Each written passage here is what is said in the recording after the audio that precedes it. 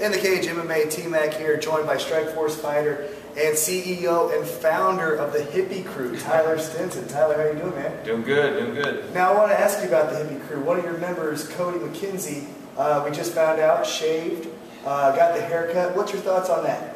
I tweeted him and asked him if he left the Hippie Crew or not. He hadn't gotten back to me.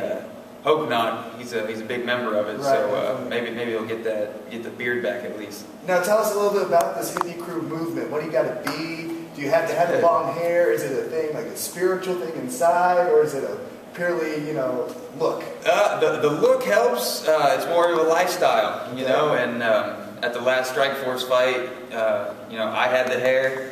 Austin had the hair, Cody had the hair, and so somebody in the crowd just called us a bunch of hippies. So we ran with it, Hippie Crew, Hippie Army. Now I see you got a different look now. What can you tell us a little bit about this movement we got going on? This is the Hippie Samurai right here. This is the Hippie Samurai, and how does it differentiate between the Hippie Crew? It's the violent side of the hippie. Okay. It's the violent. And now this is the look we can expect when you're fighting in your next fight for Strikeforce? More than likely. More than likely. It'll be the samurai look. Alright, now let's go back a little bit to your fight that you're talking about at Strikeforce. You fought Mr. Pamplona. He was a big, huge, highly touted prospect. He came from the Black House crew with Anderson Silva and all those guys. You dispatched him pretty quickly, 15-second knockout. Tell us a little bit about that fight and everything that led up to it and then the quick fight itself. Well, like you said, the fight, didn't last very long, 15 seconds. He came out slow, and I came out real fast, just throwing. Caught him with the uppercut, and then caught him with the big hammer fist to the icing on the cake. Leading up to the fight, everybody was saying, he's a badass because he's got a bunch of tattoos, right. And he trains at the Black House, and I don't care where you train at, I don't care who you train with. I've fought guys from ATT, from AKA, from Jackson's, I don't care. I'd rather fight those guys, the bigger names that train with, Anderson Silva, or, all those guys. Just makes me look better when I take them out, when I knock them out or take their arm home or whatever I got to do to beat the guys from the top gym. It's all better for me. Now that fight was really quick. You really didn't go through a lot of heartache as far as physical. It was quick. You were done. You didn't have any injuries. But since then, you really didn't have a fight for a long time. Talk to us a little bit about that kind of frustration you had with not getting a fight, because obviously this is your career. This is what pays your bills. Yeah. Talk to us a little bit about that. Yeah, it was real frustrating. I think the fight was July 30th, and so by the time I step by the time I step in the Strikeforce cage again, it'll be about 6 months. And with the whole Showtime deal, not knowing whether or not they were going to keep it or not, it was just hard for them to get me a fight. And I was obviously didn't take very long in that fight, and I could have fought again that night. I wanted to fight again. I wanted to fight. On the very next show. I didn't care who or when. Just I wanted to fight. I had the best camp of my life. And when I have great camps, the fights usually end pretty quick, right. and so that makes it all worth it. And so yeah, it was real frustrating. Like you said, this is my job. This is what I do. This is how I put food on my table, and this is how I pay the bills. This is what I love to do. And sitting around on the shelf for 6 months, it's hard to keep that motivation to train. For 6 solid months, I just don't do that. I like to space it out and stay active. If I'm fighting, every month or 2 months in that 6 month period, great. That's what I want to do. I've been doing this for 5.5 years and I've got 30 fights. And I stay at, and that's not.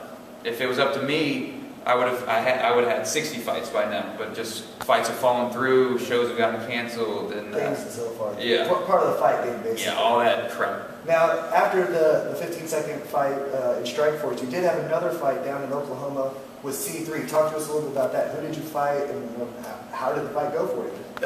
Yes, I expressed to Strikeforce, my frustration about needing to fight, needing to stay active, needing to get paid, and they were gracious enough to allow me to go down and fight. And it's basically one of those things. If they let you fight out of your contract, if you lose, you're cut. Right. You know, and but that didn't bother me. You know, I never think, you know, well, what if I lose?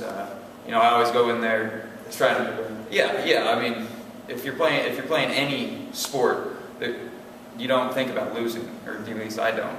But I fought a guy named Ryan Bixler on the C3 show a couple months after the Pamplona fight. Tough kid, you know, he took the fight. We both took the fight on a week's notice. I was training in Austin's living room, literally in his living room. We would push the baby crib to the wall. His newborn baby would sit there and watch us hit pads. And when the timer would go off, she would scream too. She was our bell, you know. Bixler, tough kid, real tough kid. He's had almost 50 fights. Came out.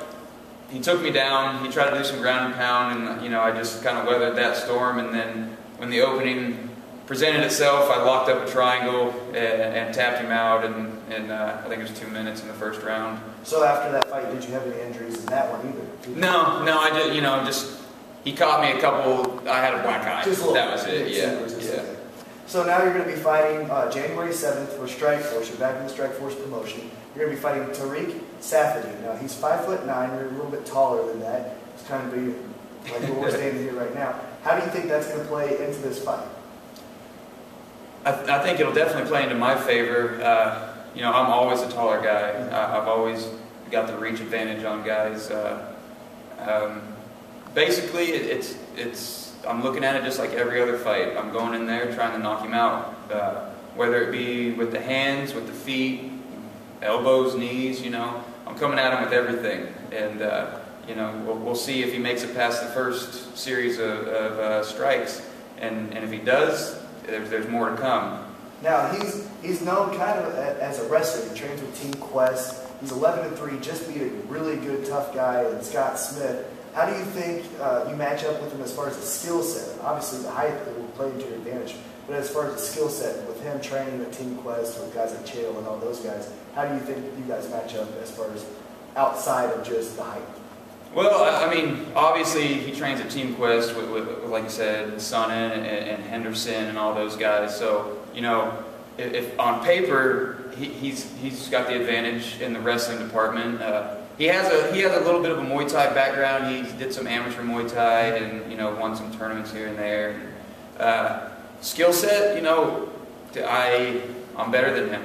You know, I'm not going to go through the list of saying you know what I am better, because I think I'm better than him at everything. And you know, that's not being cocky. It might be, but that's just me being confident. You know, I know I've got the skills. I know I put in the hard work, and it's going to show on January 7th when I go out there and knock him out. Now, for this fight, it's going to be on television, it's going to be on Showtime, it's going to be on the main card, and it's going to be part of the free view. Talk to us a little bit about the exposure you expect to get with being on Showtime. It's free because it's going to be part of their package where you can view it if you don't have the subscription to Showtime. Talk to us a little bit about how excited you are to fight in front of that many potential viewers. I'm very excited. I think it's a long time coming. You know, I've busted my ass for 5 years waiting for this moment. You know, I've fought on TV a couple other times on smaller shows, but you know, this is Showtime. This is prime time. You know, I've been waiting for this you know, since I started fighting. This is what I've been wanting. You know, I started fighting because I want to be the best in the world. Nothing. If anything else than that, you know, I failed. I want to be the best in the world. I want that gold around my waist. And, you know, fighting Saffiedine, a lot of people are thinking, you know, the winner of this fight should be in line to fight for that vacant Strikeforce title. And definitely, you know, if I take out Saffiedine, you know, I'm going to demand a title shot. Awesome. And so this fight's going to be in January. You'd like to say stay active like you just told us, but how many fights would you like to have in 2012? Yeah, as many as they throw at me, you know, as long as I stay healthy and you know, stay away from injuries, and, you know, I'll fight every month, I'll fight every week, you know, if they want. I don't want to wait, you know, I hate waiting for a fight. You know, I fight, I win, I want to fight again. You know, that's what all this hard work, you know, doing 2 days, 3 days, 6 days a week, you know, that's what I do it for, is to get in that cage and showcase my skills and give the crowd, you know, what they want, whether it be a knockout or submission or just a great fight. You know, that's why I do it, you know. Now, for the fans who want to get in contact with you, what's your Twitter, what's your Facebook, you know, the normal things in social media? You can find me on Facebook, you know, Tyler Stinson. Twitter is at Steemon84, STEEMON 84. And I've got a weekly video blog coming out. Episode 1 debuted just this week, and it's going to lead up to the fight with Saffiedine. A lot of stupid stuff on there, man. A lot of day in the life kind of stuff. Day in the life, man. Day in the life of this goon right here. And so check that out. And, you know, you'll laugh. You'll see some good training and just all around good stuff. All right. For Tyler Stinson, I am T-Mac. This is In the Cage MMA, and we will talk with you soon.